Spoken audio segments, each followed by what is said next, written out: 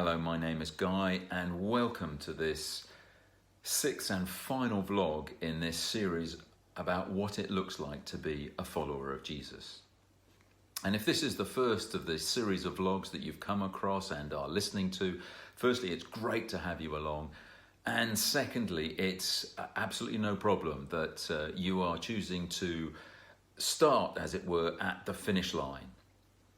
And one of the reasons I say that is because in this final vlog, I want to almost go back to where I started and to just for a few minutes, for 7, 8, 9 minutes, to reflect on a simple but important question.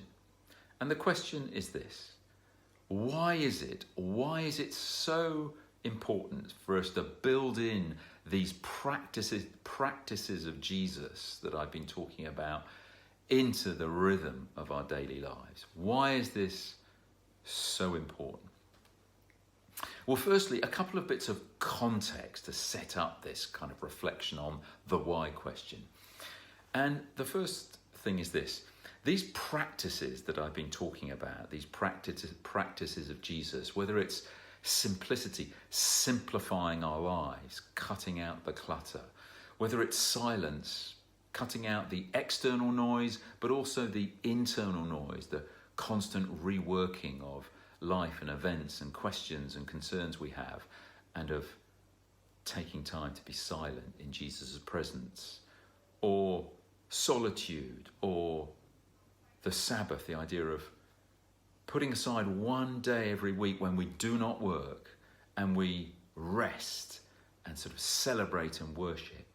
These practices, yes, they're important, but the first thing is they are not the end point. They are not the goal. They are a means to an end. And I'm going to come back to that in a moment or two. That's the first bit of context. The second bit of context is this: it's important to remember that Jesus instructs us to do very few things. He instructs us, for example, to pray, to talk to our Father in heaven, to talk to Jesus himself. But this is a rare example of when Jesus instructs us to do anything.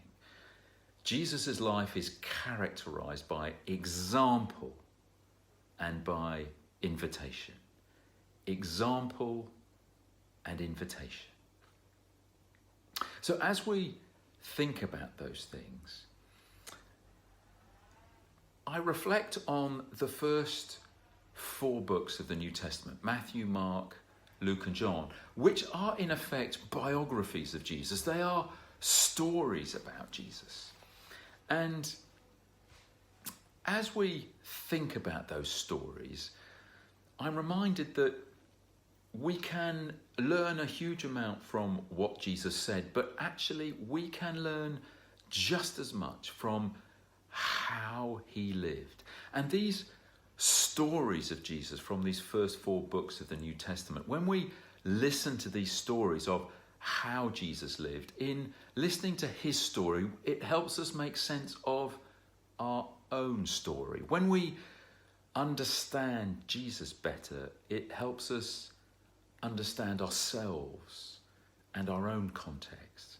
So there is real value in reading these biographies, these stories of Jesus, from that point of view, to look at how Jesus lived. And if we think about it, when we read the stories of people that we value and learn from, whether it's family members or whether it's people that lived and pass on really great wisdom from a different era, a different epoch, many years before we were ever alive, these people that we value, we often look at how they live and we take the practices that they had in their own lives and build them into our own. So, if people are taking power naps and that's the way to being able to achieve great things, or they eat this food or that food, then pretty soon we find ourselves taking power naps or eating more of this or less of that or whatever. I'm sure you understand the point. So there is huge value from looking at how Jesus lived his life, because I think deep down we know even if we don't all use words like the words I'm about to use, that the person that you are becoming, the person I am becoming, the people that we are becoming is the result, the person we become is the result of the cumulative effect of all the little decisions that we make in life. They may be mundane, they may seem insignificant at the time, but it is the cumulative impact of all these decisions that we make that informs the person that we become. Hence the importance of building in the right practices so that over time these practices inform the person that we become. And when we think about these practices of Jesus, then I come back to that point I made at the beginning of this vlog, that the practices themselves are not the goal, are not the end destination. No, the end destination are really two things. Firstly, to be in a relationship with Jesus and on a daily basis to consciously enjoy his presence. This is the first goal, because in enjoying his presence on a daily basis, we travel with, we partner with, we know the most joyful, the most loving, the most inspirational, the most at peace person that has ever lived. And if we partner and live on a daily basis in relationship with a person like that, it will shape the person that we become, and we will too share in that joy and that peace, that happiness and that resilience that will help us navigate our way through life. So the first thing is the practices of Jesus are a means to enter into all those things that Jesus had. And the second reason, the second goal, if you like, of building in these practices is that by doing so, we will prepare our minds and our bodies and indeed our spirit to access a power and an authority that is way beyond anything that we can ever access in our own strength. Because through Jesus and through the gift he gives us of the Holy Spirit, we will enter into our Creator's authority and power, which is limitless.